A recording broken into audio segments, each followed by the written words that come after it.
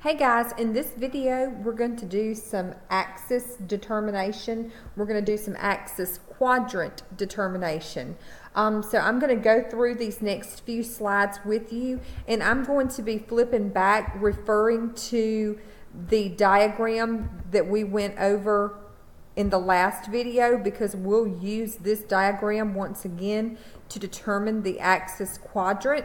So flipping back to the Ekg Strip 1, if we wanted to determine the axis quadrant, what is the first thing that we need to do? Remember, we're going to work off of the lead 1, and we're going to work off of AVF.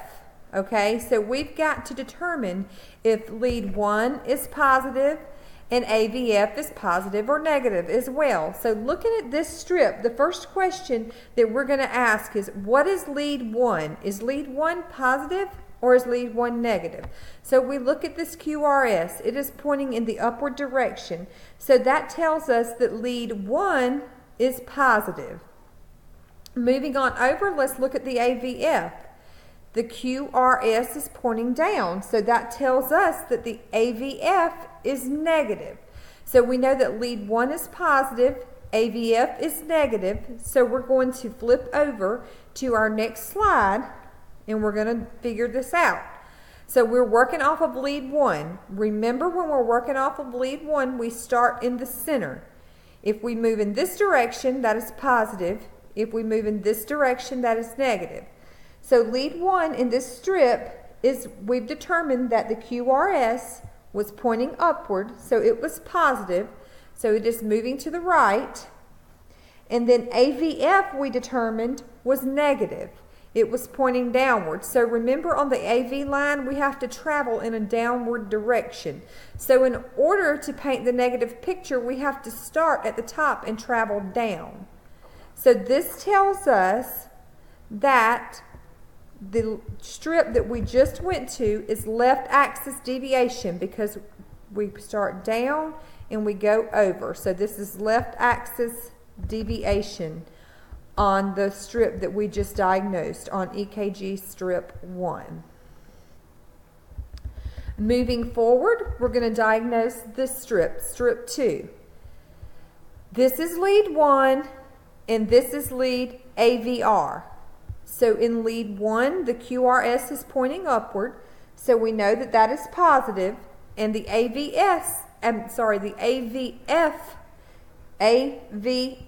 is pointing upward, so that is positive. So both lead 1 and lead 1 is positive, and AVF are positive. So now that we know that 1 and AVF are positive, we can go back up to our diagram and we can start with lead 1. Remember, when we start with lead 1, we start in the middle. If you move in this direction, it's positive. So we know it's positive. Lead 1 is positive, so we would highlight this line. AVF is positive as well, so we have to move in an upward direction. So we have to start at the bottom and move up. So if we start at the bottom and we highlight this, then this area and this area in the middle of that pie is part of the normal axis.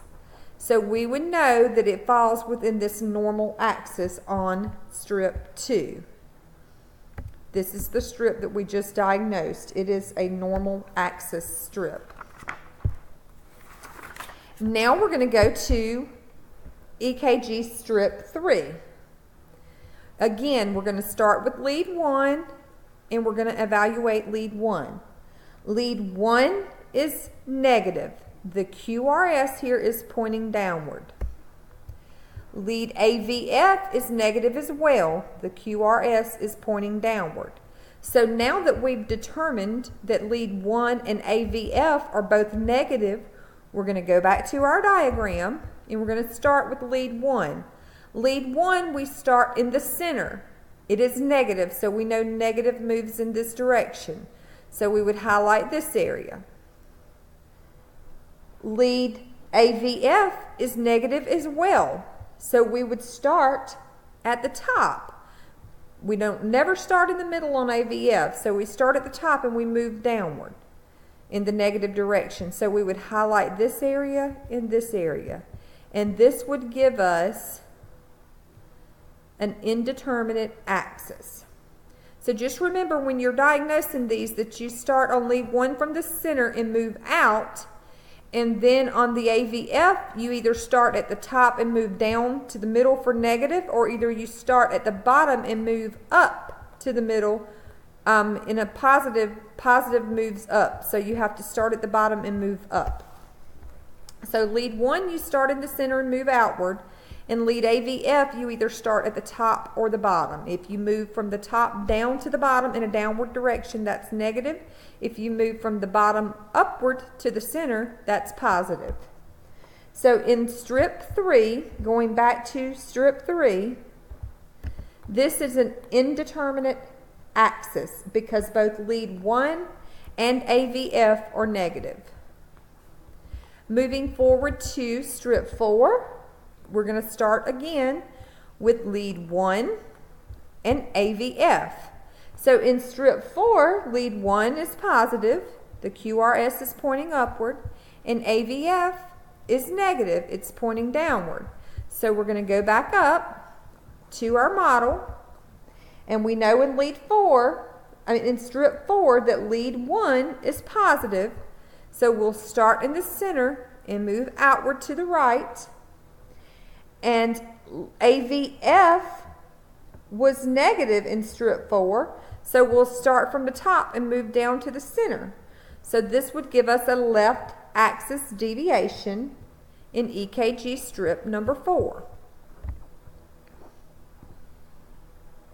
So going back, we have a positive deflection, so we would start in the center and move out to the side.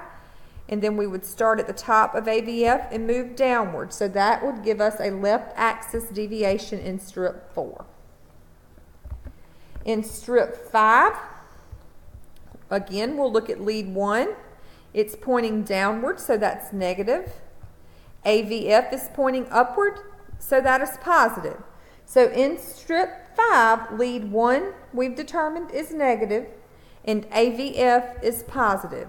So moving up to our axis circle and quadrants, if we know that lead 1 is negative, in lead 1 we start in the center and we'll move this way because that's negative, so we would highlight that. In AVF being positive, we would start from the bottom and move to the center, so this would give us a right axis deviation, this area right here. So this is an example of how you determine the axis quadrant. You will need to know how to do this in the future. As we work forward, we will be diagnosing the bundle branch blocks. And when we're talking about bundle branch blocks, you have to know which quadrant is affected in order to determine where the bundle branch block is at. So please continue to practice these strips and we'll go over this further. Thank you.